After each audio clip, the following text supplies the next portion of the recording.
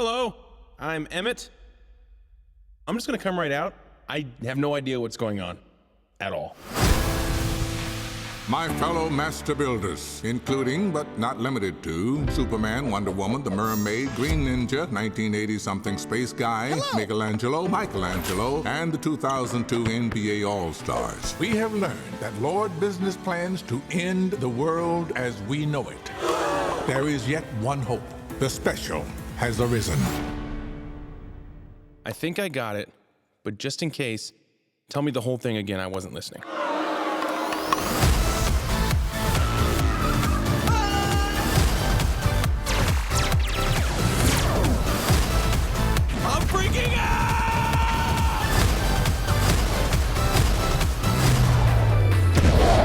Everybody, I'm here. Batman? Awesome! Could you make one of these in orange? I only work in black, and sometimes very, very dark gray.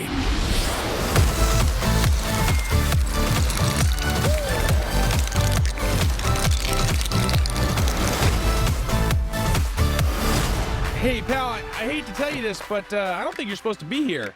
Well, I guess I'm gonna have to report you.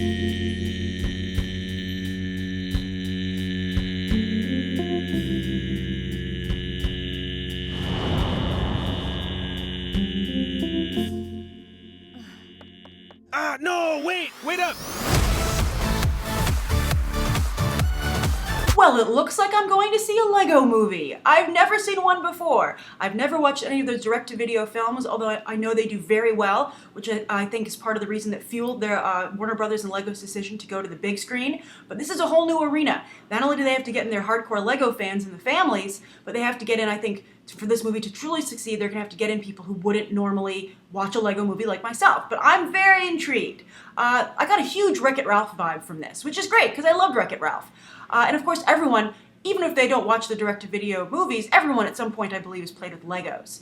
But maybe some of you have, because a lot of adults still play with Legos. They're a lot of fun. I mean, when I go to comic book conventions, I'm always drawn to the Lego booth. So my question would be, anybody out there who watches these direct-to-video Lego movies with no children around? Do you just watch them yourself? And if so, what's the appeal as an adult coming into there? Are they better written than you might expect? And also, I'm also so curious about this because they're going to have a lot of jokes here because Legos have, like, no dexterity. I always liked the building. For me, Legos was always about the building, not so much the playing, because I thought the figures were fine, but, I liked the architectural parts of it. I liked creating these worlds and the challenge of building. I used to try and build it without the instructions, just from the picture on the box, which was a lot of fun. So I kind of don't, I think that the jokes are going to have to pull people in because obviously they're not going to have a lot of sweet moves because they're Legos. Also, I love the voice casting here. I thought that Will Arnett as Batman was spot on. I loved the joke. I felt it played at multiple levels. I think kids would get it, and I think adults would get it. And that's where family entertainment, that's the sweet spot. They really have to be able to appeal to almost every demographic. It's a tall order, but when they can do it, it really, as you can see from the box office, that's why family films make so much money when they do hit the target. This looks pretty on target to me. Also, Channing Tatum is going to be the voice of Superman. I'm so hoping I hope we don't just get like one awesome Batman Superman scene. I mean, I know it's a lot to ask, and I should be grateful for just the one if they're going to do it. But I hope that the Batman and Superman characters aren't at least just quick cameos. Then the last thing I wanted to mention is that the voice of the main Lego, the guy in the orange, that's Chris Pratt. He's married to Anna Faris. He's on Parks and Recreation. He was in Zero Dark 30. He got a lot of attention for bulking up and getting himself a six-pack. And it's interesting because this is really his first big mainstream role, but he is playing a very similar role to this, actually, of Guardians of the Galaxy. He is Peter Quill. He's Star-Lord. And from what I've read of the comic, I'm still reading the comic. I'm still trying it because I know a movie is coming, so I'm like, okay, I'm just going to try. And also, in the letters page of the latest Guardians of the Galaxy #3, Marvel actually admitted that they put Iron Man in the comic so that more people would read it. And he kind of feels shoehorned in there. I mean, they have not really integrated him very well. And as a result, by the way, and this is kind of a tangent, but just real quick, I wanted to point out, I don't know if anyone else is reading Guardians of the Galaxy, but by putting Tony Stark in it, I think they're really robbing Peter Quill of character development time and getting audiences to like him. But they drew him to look nothing like Chris Pratt, so I don't know how much the movie's going to correlate with that. But anyway, the comic has kind of a comedic tone to it.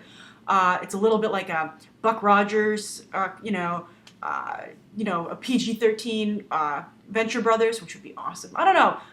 Muzzling Venture Brothers. I really like Venture Brothers. But anyway, I think what you're seeing here in this Lego movie is probably very similar to actually what you're going to see in Guardians of the Galaxy. So I hope that they have that kind of much fun. I mean, Lego has embraced the colorful palette and the humor and the energy, and they had brought in, you can click on it in just a second to link to the background story on this, but for instance, the directors are the team behind 21 Jump Street, and I think that's fantastic. Lego could have easily brought in someone who did animation or children's movies or family movies, but to bring in somebody who has a great adult sense of humor and ask them to kind of expand it to include kids, I think is a great way to go. And I hope maybe some more studios will go that way, because audiences are getting smarter, and that's across the board. That includes kids.